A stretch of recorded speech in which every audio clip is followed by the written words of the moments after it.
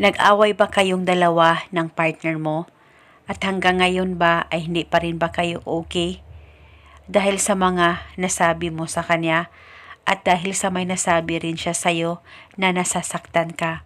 At gusto mo na siya ang mauuna, napapansin, tatawag, text o chat sa'yo, lalong-lalo na kung LDR kayong dalawa. Kaya gusto mo ba na ikaw lamang ang pagkakaisipin niya at hindi siya makakatulog sa kakaisip sa'yo at isa itong paraan para magkaayos kayong dalawa ng partner mo pagkatapos mong gawin ang ritual na ito. At dahil sa hindi siya mapapakali hanggat hindi kayo nagkaayos na dalawa. Kaya gawin mo itong ritual ngayon mismo sa oras na mapanood mo ang video na ito.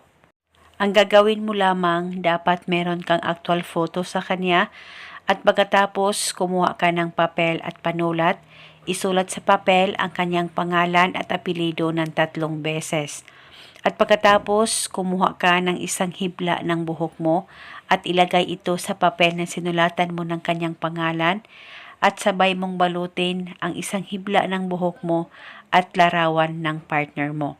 At pagkatapos mo nang mabalot ito, ilagay sa plastic o ziploc at maglagay ka ng kaunting asin. At pagkatapos, pwede mo na itong ilagay sa loob ng punda ng unan mo at uunanan mo ito buong magdamag. At paniguradong hindi siya makakatulog sa kakaisip sa'yo hanggat hindi kayo nagkaayos na dalawa.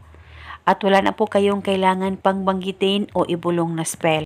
Basta gawin itong ritual na tama ang pagkagawa mo at uunanan ito hanggang kailan mo gusto. At kung naging okay na kayong dalawa ng partner mo, ay pwede mo pa rin ipagpatuloy ang ritual. Basta depende po sa inyo. At eto muna sa ngayon, maraming salamat po sa panunood. May God bless us all.